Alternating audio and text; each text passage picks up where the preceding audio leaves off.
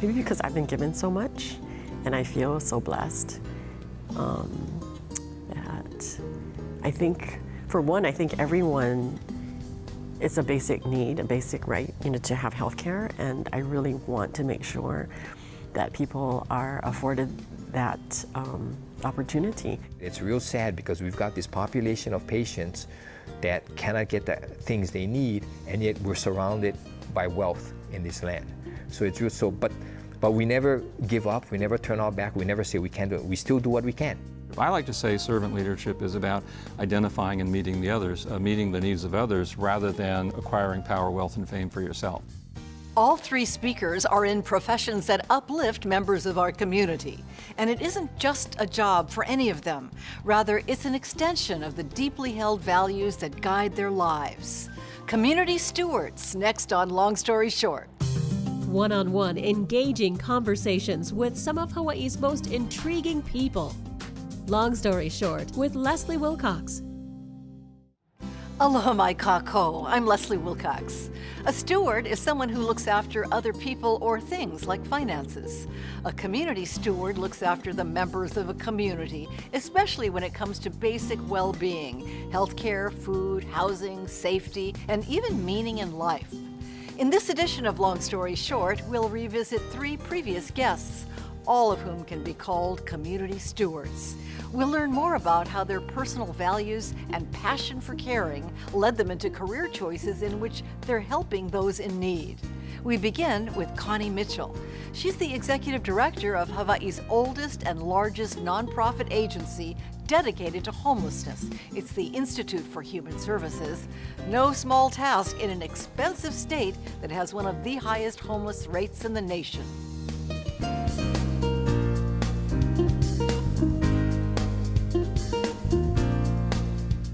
My parents, being really open, said, why don't you go to church? And they actually, encouraged me to go, and I went to a church on Judge Street for many years, and, that helped shape my own faith, and I think Was it the same faith church that they believed in? No, they weren't Christian, and I think there was a woman that went into the neighborhood and was just, looking, for children that might want to go to church. And so I started going to Sunday school and then ended up really just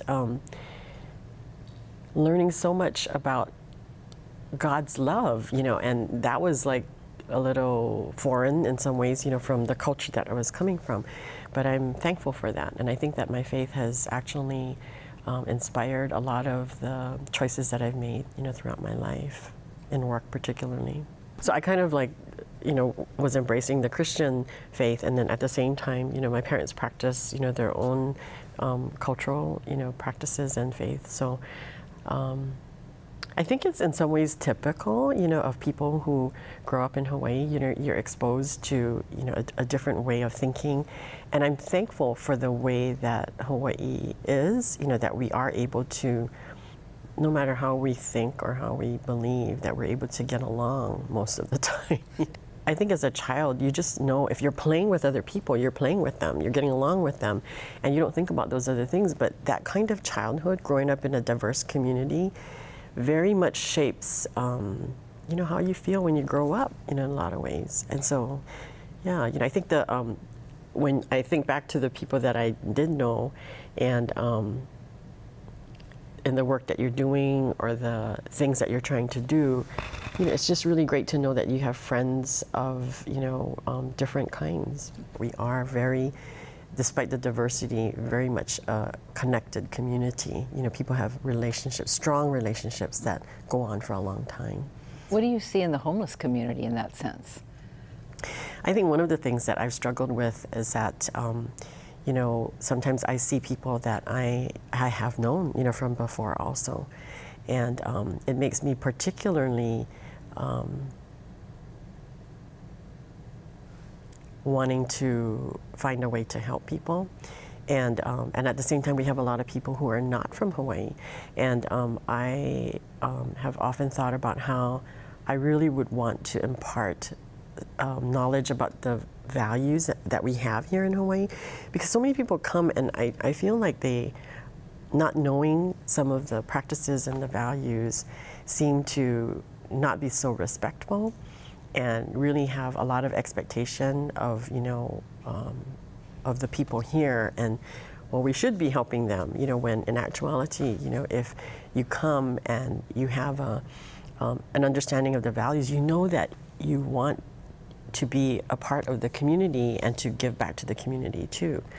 So I'm not saying that everyone like that who comes, just wants to take, but there are some people who, don't have a sense of responsibility or kuleana, and I think that that is something that is very strong in me, just really wanting to encourage people to understand that, if you come here, can you be a part of our community in a constructive way? What I envision is being able to try to convince people that they can be a part of the community again. They don't feel a part of the community. That's why they're out there.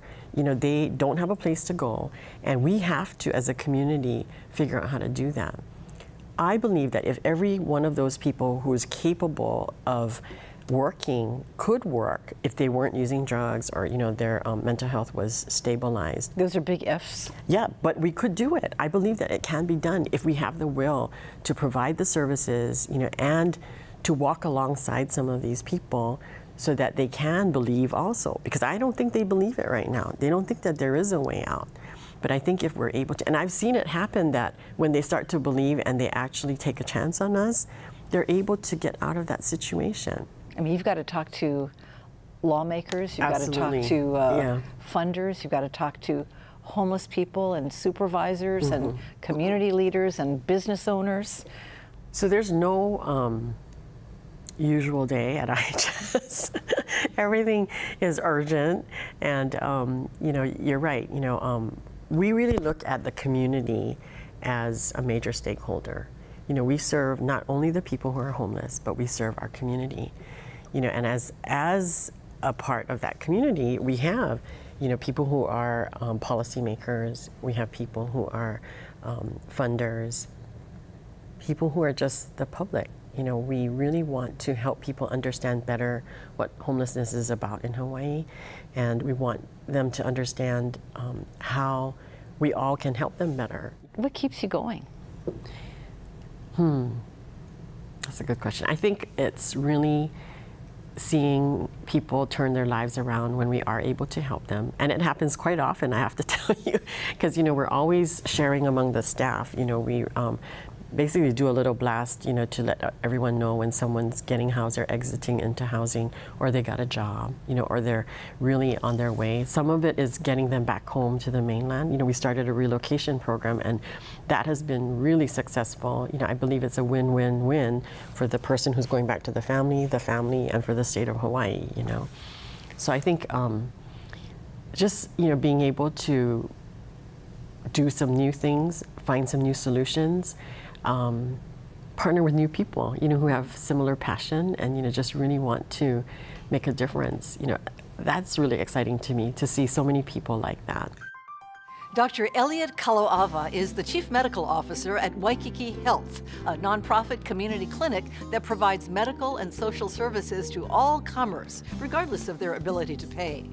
Dr. Kalauawa started his life on Hotel Street in downtown Honolulu, where his single mother spent much of her time drinking and gambling. Yet, he grew up with strong, positive values.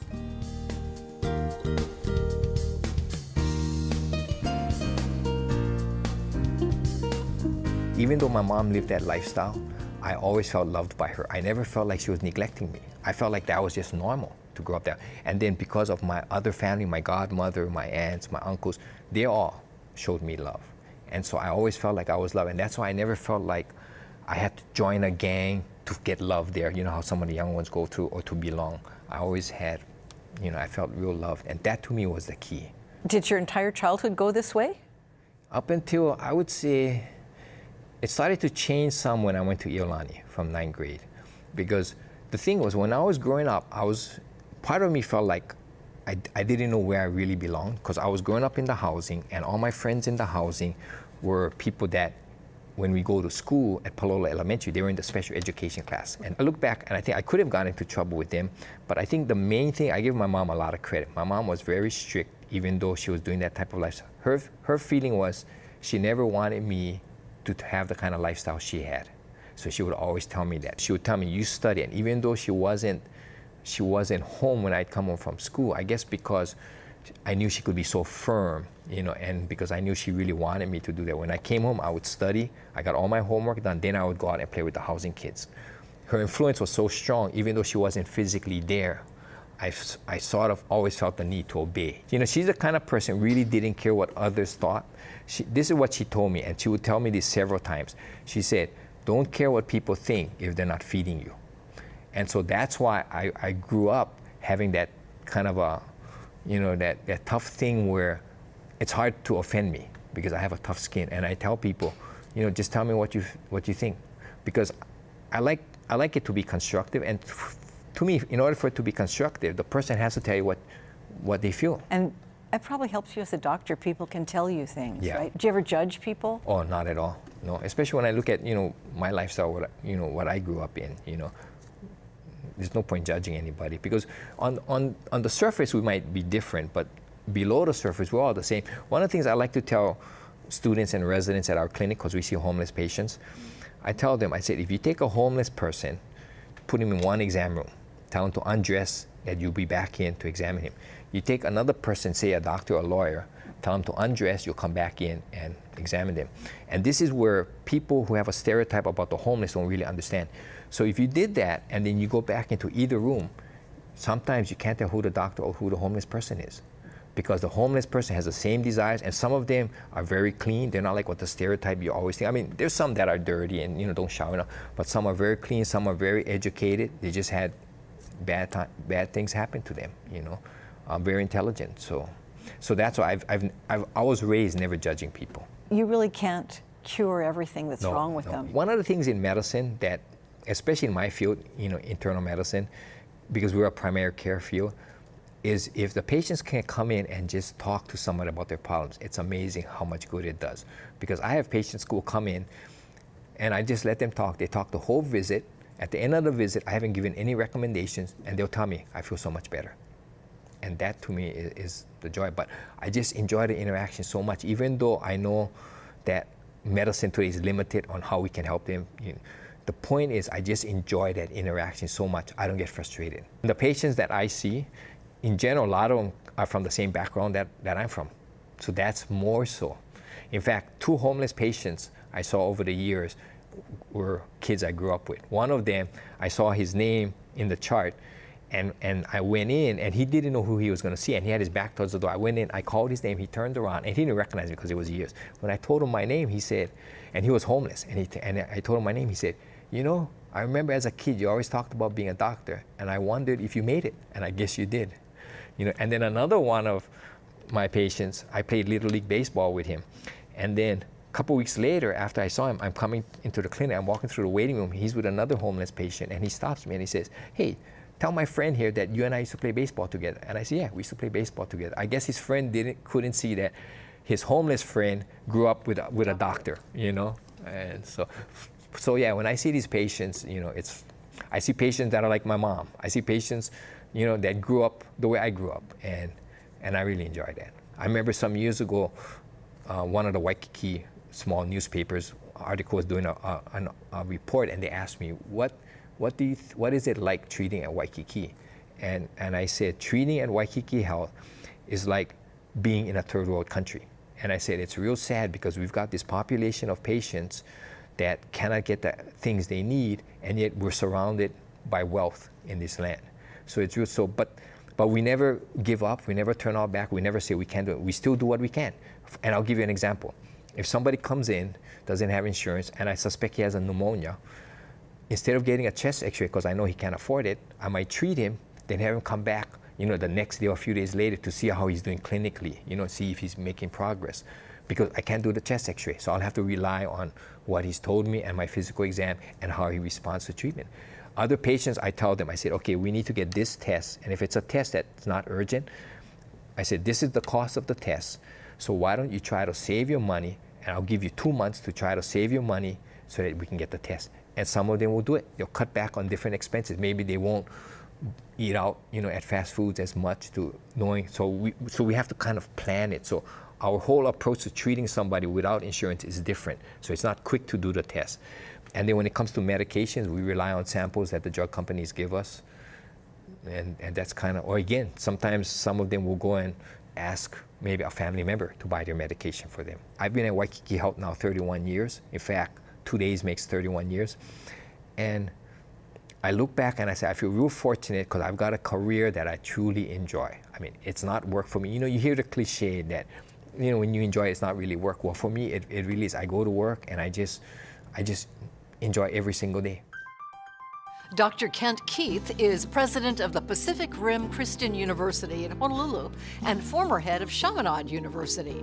Back when he was a sophomore at Harvard University, he wrote a motivational guide for high school student leaders. 34 years later, he published these life lessons in a book called Anyway, the Paradoxical Commandments. It's been translated into 17 languages and sold around the world. And guess who often gets credit online for these penetrating lessons? No less than Mother Teresa. But no, she never made such a claim. The book is based on what Dr. Keith gleaned growing up in a military family that relocated often. It reflects his passion of helping others to find personal meaning in their lives.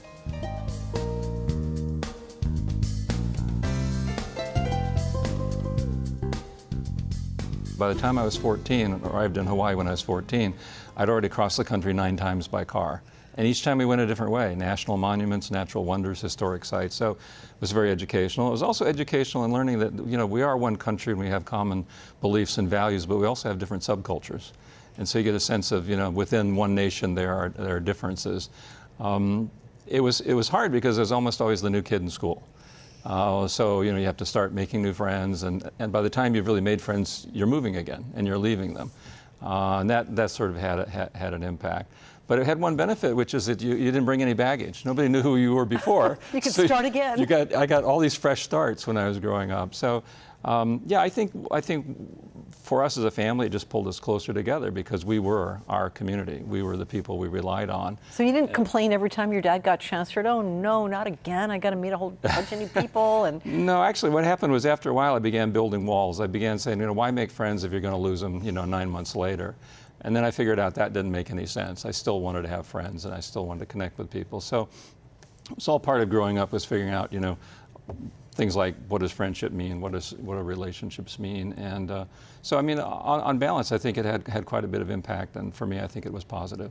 You made friends at Stevenson, and they went up to Roosevelt with you. But what was it like? You were in many different school environments. What was it like? You know, the most interesting environments really was getting a sense of what it was like to be a minority.